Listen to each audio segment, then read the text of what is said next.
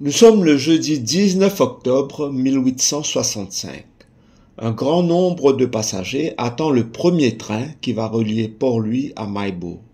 La ligne ferroviaire qu'elle va emprunter s'appelle le Midlands Line et elle est devenue la deuxième voie principale de chemin de fer à Maurice. S'étendant sur 56 km, elle dessert 23 gares et voies de passage. La frénésie avec laquelle son inauguration est accueillie est compréhensible. En effet, elle s'inscrit dans une nouvelle ère de la mobilité à Maurice qui débute le 21 mai 1864 avec l'ouverture de la première grande voie de chemin de fer connue comme le Northern Line et qui relie Port-Louis à la Grande Rivière Sud-Est.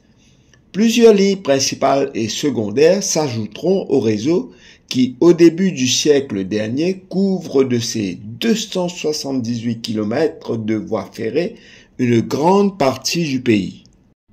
L'idée de doter Maurice d'un réseau de chemins de fer commença déjà à faire son chemin depuis les années 1840. Dans le sillage de l'abolition de l'esclavage, une grosse compensation de plus de 2 millions de livres avait été reçue par les propriétaires d'esclaves, dont la communauté de planteurs. Ces derniers s'en servirent pour importer une main-d'œuvre moins chère venant de l'Inde, moderniser leurs usines et en construire des nouvelles. En conséquent, le nombre d'usines passa de 186 en 1835 à 296 en 1860. Quant à la production, elle ne cessa d'augmenter, atteignant les 125 000 tonnes en 1856.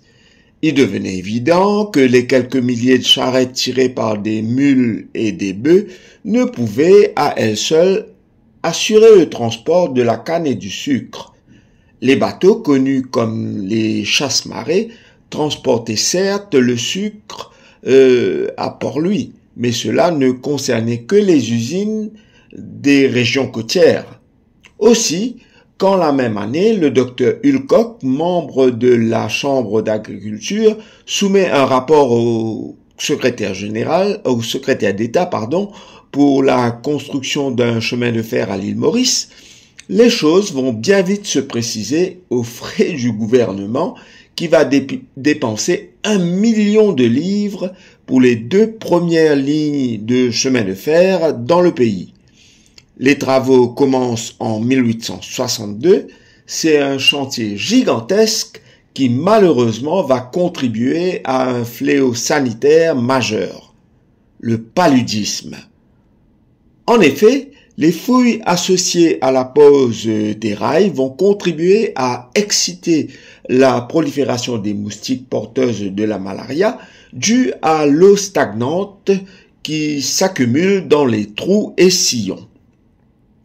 Rien que pour l'année 1867, la malaria va faire 40 000 victimes, plus de 10% de la population. Elle sera endémique dans le pays pendant des décennies, et ce jusqu'à son éradication dans les années 70. On estime avec regret qu'elle a fait 400 000 morts en un siècle.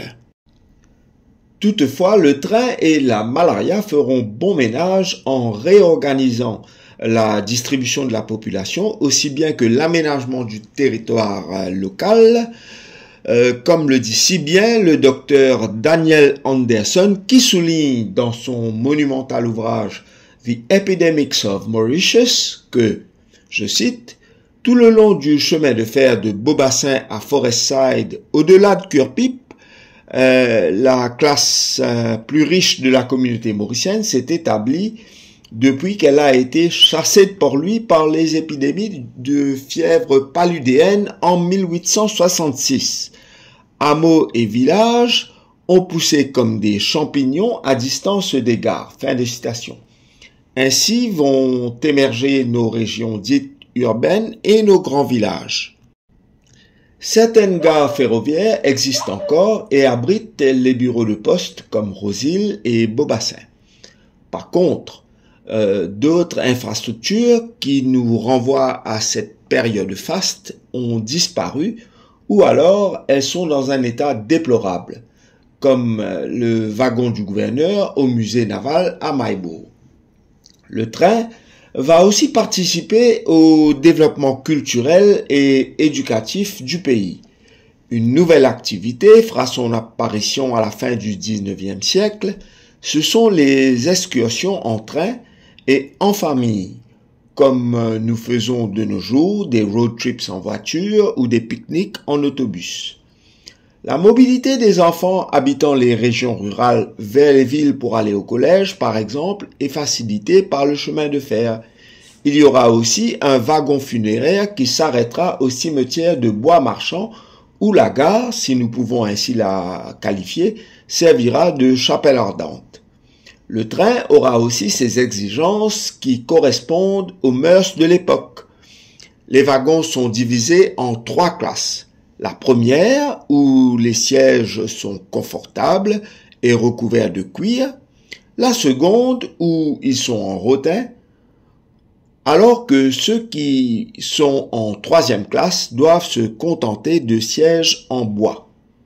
Aux gares principales, les domestiques, ou du moins les péons, connus comme les pions, attendent leur patron, descendent du train pour prendre leurs mallettes, dossiers et autres bagages afin qu'ils puissent vaquer léger au bureau ou à la maison.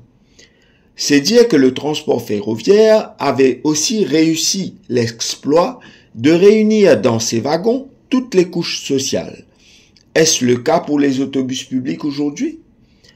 En 1902, une épizootie meurtrière décime presque tout le bétail, chevaux et mules, et c'est le train qui va s'imposer davantage comme le moyen de transport salutaire pour les commerçants et les planteurs, qu'ils soient petits ou grands. Déjà, en 1897, les recettes du transport ferroviaire étaient de 1 712 322 roupies, dont un peu moins de la moitié provenant du transport du sucre et des marchandises, et l'autre partie des passagers. Après dépenses, les profits étaient de l'ordre de 545 833 roupies. Toutefois, l'introduction de l'automobile au début du siècle et celle des autobus et camions quelques années plus tard feront une rude compétition au chemin de fer. Le gouvernement favorisera la construction de meilleures routes, encourageant le développement du parc de véhicules motorisés. Cette même flotte est déjà de l'ordre de 2369 unités en 1933.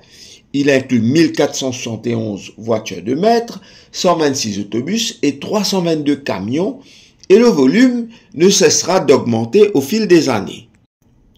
La compétition venant d'autres formes de transport n'est pas la seule raison de la suppression du chemin de fer à Maurice, qui survient en ce triste 31 mars 1956 pour les passagers seulement. Ce jour-là, les wagons étaient bondés de passagers. Ce qui pouvait être démantelé fut par la suite vendu à l'actuel Zimbabwe, connu à l'époque sous le nom de la Rhodésie. Fallait-il arrêter le chemin de fer à Maurice?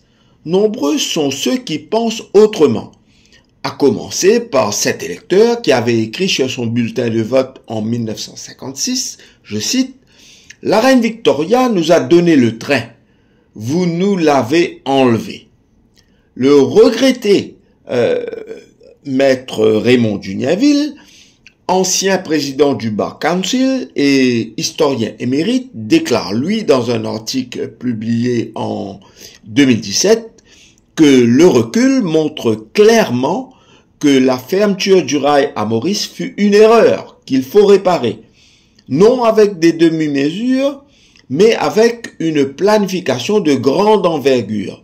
Envisager de confier le rail au secteur privé comme en Angleterre et pourquoi pas une entreprise fondée sur un partenariat avec des transports européens qui ont maîtrisé le rail et acquis de l'expérience. Une chose est toutefois sûre, un bon réseau de chemins de fer nous aurait grandement soulagé de la congestion routière, de la route meurtrière et de l'augmentation des gaz à effet de serre. Quand le train est passé, on ne le rattrape plus, dirait l'autre. Mais il nous est quand même permis d'en garder le souvenir, d'autant plus qu'il a tant à nous offrir. À quand la réhabilitation de tout ce qui nous relie à ce grand passé? Où est passé le projet du musée du train à Mapu?